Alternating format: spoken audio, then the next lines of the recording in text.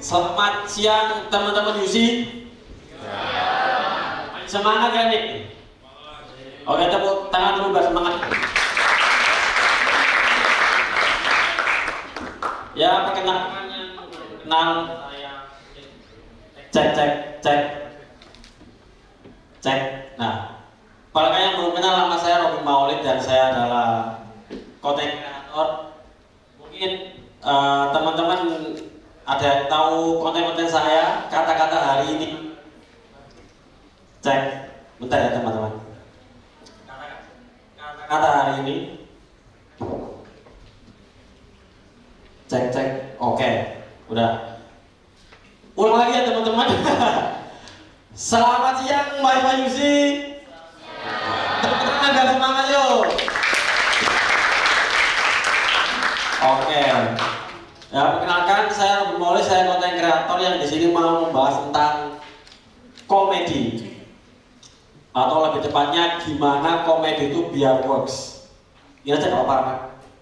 Oke, langsung ya. Tapi sebelum itu boleh kata-kata dulu nggak aku? Boleh ya? Oke, kata-kata hari ini Innova kebalik, tinggal terlengkapi. Mahasiswa Yusi pasti sukses dan happy. Bisa ya? Bisa. Oke, langsung ke pertama. The science of funny, how humor works. Gokil, pas saya kesemangat ya Pak ya. Gokil bro. Langsung aja. Pertama, aku akan bahas apa itu komedi. Yang kedua dan contoh komedi, tipe-tipe punchline, terus contoh konten komedi, realisasi dan manfaat belajar komedi. Oke, langsung aja pertama ya.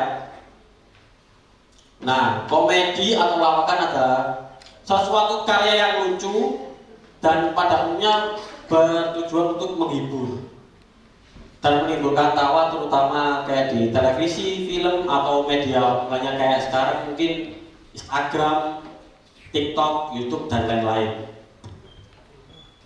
Pasti paham nggak? Sangat mudah ini. Oke, nah ini komedi menurut saya. Komedi menurut saya adalah sesuatu yang patah atau nggak ketebak dan kejadian negatif yang tetap menimbulkan tidak menimbulkan rasa yang lebih. Soalnya kalau menimbulkan hemat jatuhnya nanti nggak komedi itu. Jadi tetap dari kejadian negatif tidak menimbulkan empati yang berlebih dan jadinya malah positif. Contoh kayak gini. Nah, misal kalian lagi jalan sama temen, ini contoh simpelnya. Lagi jalan sama temen bertiga, lagi jalan tiba-tiba teman kalian ada yang kepleset. Nah, kita langsung refleks pertama pasti apa? Tertawa melihat teman kita terjatuh. Tapi akhirnya kayak kita lihat dulu jatuhnya cuma kepleset, akhirnya kita kayak ada empati cuma nggak berlebih. Akhirnya kita ketawa dan tetap tanya nggak apa-apa aman. Kecuali kalau misal jatuhnya ke jurang, nah itu pasti kita nggak ketawa dong. Jadi tetap ada, boleh pakai mic aja nggak? Mana teman-teman daripada patah-patah.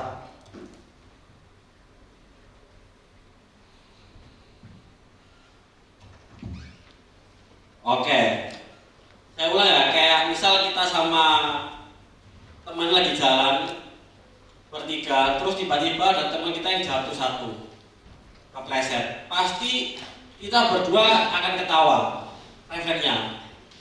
Tapi kalau misal jatuhnya ke jurang, efek kita nggak ketawa, malah empati.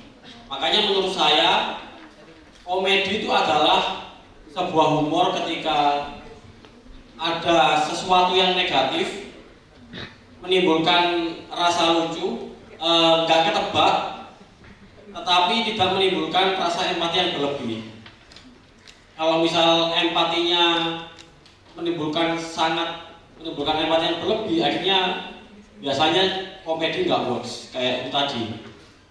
Kecuali orangnya yang sangat-sangat terjux banget gitu ya, nggak tahu lagi ya, mungkin bisa aja. Tapi sebenarnya nggak bisa karena butuh waktu. Nah, ini ada tipe-tipe punchline. Sebenarnya komedi itu ada strukturnya semua, nggak asal-asalan kayak misal kalau aku pribadi semua orang bisa lucu, bukan genetik dari lahir lucu terus sampai tua. Ada yang orang lucu, ada yang enggak. Menurut saya itu sudah terpatahkan karena saya belajar dari bukunya Greg Dean, apa itu komedi. Itu kayak ternyata komedi itu semua ada strukturnya. Jadi kalau misal kalian bikin apapun itu bisa dibikin secara komedi. Dan ini salah satu tipe-tipe punchline-nya. Ada geli jujur banyak banget, bolak-balik, menolak mengiyakan, rule of three text, sebagainya banyak. Mungkin saya jelaskan dulu ya yang apa ya. Contoh, what if. Jadi what if gimana tipe-tipe punchline what if. Gini, sekarang itu kan lagi banyak berita, wacana kalau manusia itu bukan itu. Ini yang big man on little situation. Jadi orang besar tapi di situasi yang kecil. Contoh, sekarang lagi ada wacana manusia bisa hidup di bulan dan bisa tinggal di bulan. Tapi ada masalah satu. Kalian tahu Dajjal? Dajjal tahu ya? Dajjal itu katanya akan muncul sebelum kiamat. Nah ini gimana kalau misal manusia udah pindah ke bulan semua, terus Dajjal muncul ke bumi, terus dia turun, ya, kok sepi, gitu. Ngapain? Nah kayak gitu. Jadi kayak contohnya adalah sesuatu yang besar di sosial kecil, terus hiperbola. Hiperbola ini adalah seperti yang jokes yang dilebih-lebihkan. Contoh ya, aku kasih contoh jokes yang dilebih-lebihkan. Menurutku UC ini adalah kampus terbaik se-Indonesia, teman-teman. Setuju ya? Pakat. Sumpah saya pas pertama kali datang ke sini tuh saya seneng banget. Makanya saya tuh kalau besok punya anak, saya namain UC. Sama kalau lahir tangannya gini-gini nggak boleh, tak suruh gini ya. Nah itu adalah contoh jokes hiperbola. Terus banyak banget ada act out itu yang kayak memparodikan siapa gesturnya. Terus ada absurd, geli jujur, terus apa lagi ya? What if? Lah what if ini contoh saya aja pribadi. What if? Bagaimana jika saya tinggal di Surabaya Utara selama 25 tahun di gang kecil, sekarang tinggal pindah di perumahan ini Surabaya Barat. Bagaimana itu? Pasti ada culture shock. Kayak contoh apa? Peliharaannya orang elit Surabaya Barat pasti kayak anjing ya kan? Namanya Kluwi gitu. Kalau saya orang Surabaya Utara tinggal di gang, pas aku masa melihara peking di sini. Terus namanya siapa ya? Gitu-gitu. Berarti kayak bagaimana jika. Tinggal aja teman-teman bisa dipakai ini. Ada contoh konten saya ini mungkin. Next.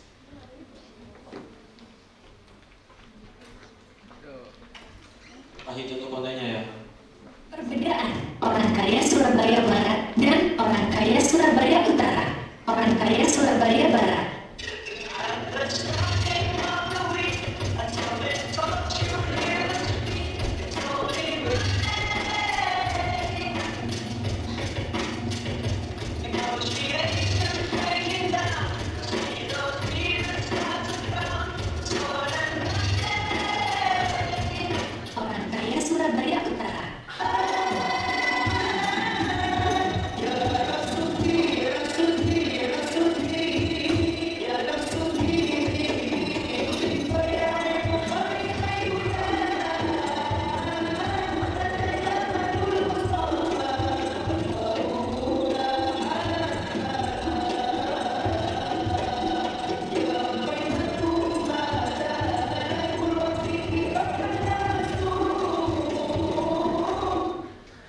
Nah, kayak gitu. Ini adalah contoh.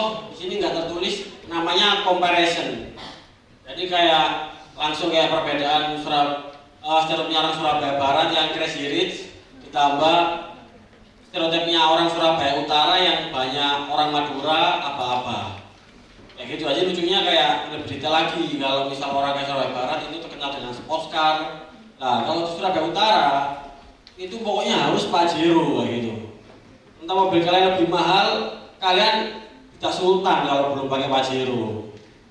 Entah kalian pakai jas, pakai barang mahal, kalau nggak dipanggil abah belum sultan, nah kayak gitu. Ada lagi ya?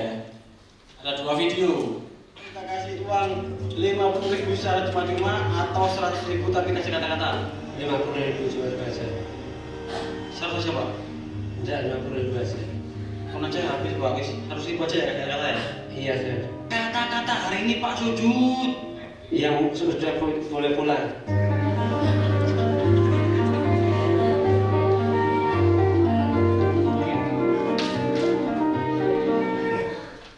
Nah, ini adalah kayak contoh komedi. Komedi itu sesuatu yang patah, gak ketebak, dan tidak menimbulkan empati berlebih. Kayak tadi. Sebenarnya kenapa ini lucu? Karena mungkin teman-teman banyak di TikTok, di Instagram lihat kayak motivasi-motivasi yang sangat-sangat intelek, sangat-sangat wih ini aku banget tersedih dan sebagainya. Ya saya memberi sesuatu yang absurd contohnya kayak gini. Orang-orang pasti mikirnya kayak target asumsinya adalah oh ini pasti motivasi ini buat hidup. Ini pasti mempunyai impact yang keren. Ternyata cuma bilang sudah boleh pulang apa gitu. Mungkin kayak gitu. Contoh pakai dan semuanya itu bukan terjadi secara natural sebenarnya, tapi ada strukturnya. Kalau apalagi kalau kalian teman-teman di sini semua punya konten kreator, kalau ingin lama sebenarnya ya bukan karena mungkin bisa kayak ikutin tren dan sebagainya, tapi lebih bagus lagi kalau misal memakai strategi-strategi tipe-tipe pasren. Kalau teman-teman mau belajar lebih dalam mungkin bisa beli bukunya Greg Dean, bilangnya stand up komedi ya, Greg Dean gitu. Itu ada di bedah komedi itu sebenarnya semuanya ada strukturnya, bukan secara cuma-cuma.